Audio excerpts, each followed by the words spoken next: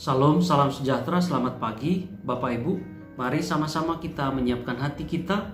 Kita mau merenungkan firman Tuhan pagi hari ini. Mari kita sama-sama berdoa.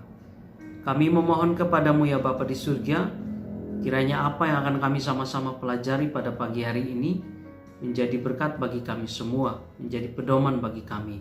Karena kami sadar bahwa kami penuh dengan kelemahan, kami membutuhkan petunjuk Tuhan, kami membutuhkan firman di dalam menjalani akan hari-hari kami.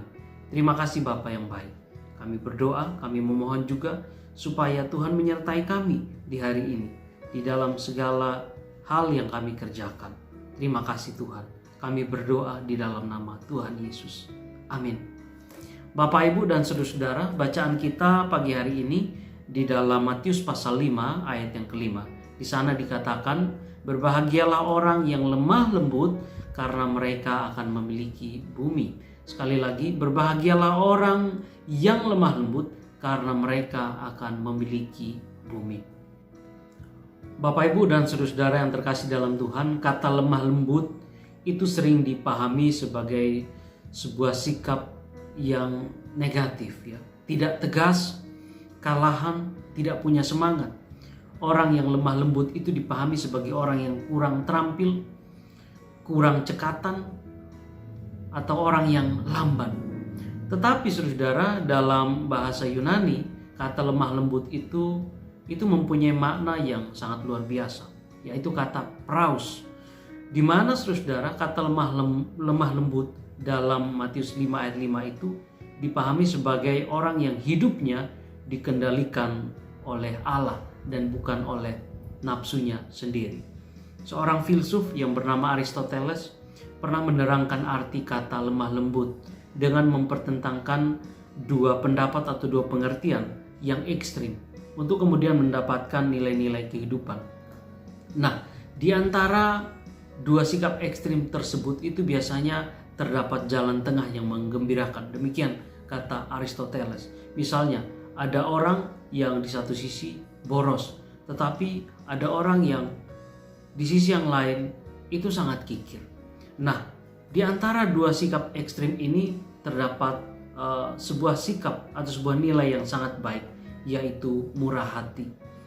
Pada satu sisi ada orang yang gampang untuk marah, tetapi pada sisi yang lain ada orang yang bahkan tidak bisa marah.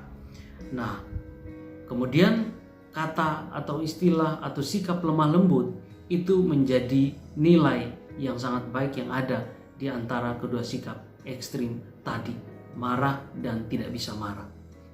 Saudara-saudara, ketika berbicara tentang lemah lembut, maka ada baiknya jika kita berbicara atau kita membahas juga tentang Musa, seorang pemimpin besar yang memimpin bangsa Israel keluar dari tanah Mesir.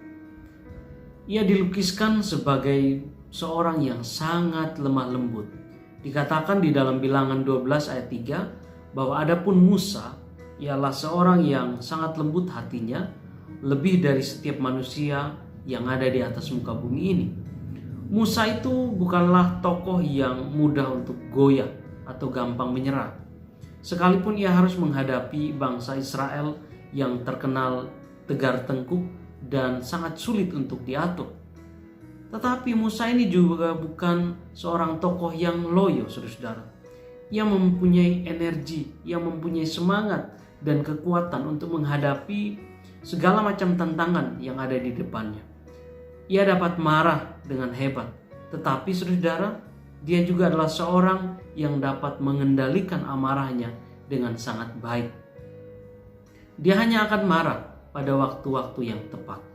Pada Bilangan 12 itu dikatakan bahwa Musa itu mengendalikan dirinya dengan sangat luar biasa ketika menghadapi pemberontakan saudara-saudaranya, yakni Harun dan Miriam. Mereka mempertanyakan dan meragukan keistimewaan Musa sebagai nabi dibandingkan mereka yang lain. Apa keistimewaannya Musa sebagai nabi dibanding dengan yang lainnya? Bukankah Tuhan juga memakai mereka? Menghadapi situasi yang seperti ini, saudara, Musa tidak berusaha untuk bereaksi, membela diri, ataupun marah. Tetapi ia diam, sekalipun tentunya hatinya sangat galau dan marah. Tuhan yang mendengar apa yang dikatakan Miriam dan Harun, kemudian datang dan membela Musa, hambanya. Tuhan kemudian menegur Miriam dan Harun yang menghukum mereka, dan mereka kemudian terkena penyakit kusta. Pada saat itu saudara, Musa menunjukkan kelembutan hatinya yang meminta kesembuhan untuk Miriam dan juga Harun. Ia tidak menaruh dendam kepada kedua saudaranya. Bahkan saudara, ia meminta kepada Tuhan supaya Tuhan boleh mengampuni akan keduanya. Jadi saudara, Musa mempunyai kemampuan untuk mengendalikan dirinya dengan sangat baik. Nah, saudara, tidak mengherankan bila kemudian Musa itu dikenal sebagai seorang pemimpin yang berhati lembut. Tidak seorang pun saudara yang dapat memimpin orang lain sebelum ia mampu menguasai dirinya sendiri. Dari bagian ini saudara, kita belajar bahwa orang yang bersedia menyerahkan dirinya kepada pengendalian Allah itu akan memperoleh kelemah lembutan yang memampukannya untuk memiliki bumi. Kiranya firman Tuhan pada kesempatan ini boleh memberkati kita sekalian. Amin.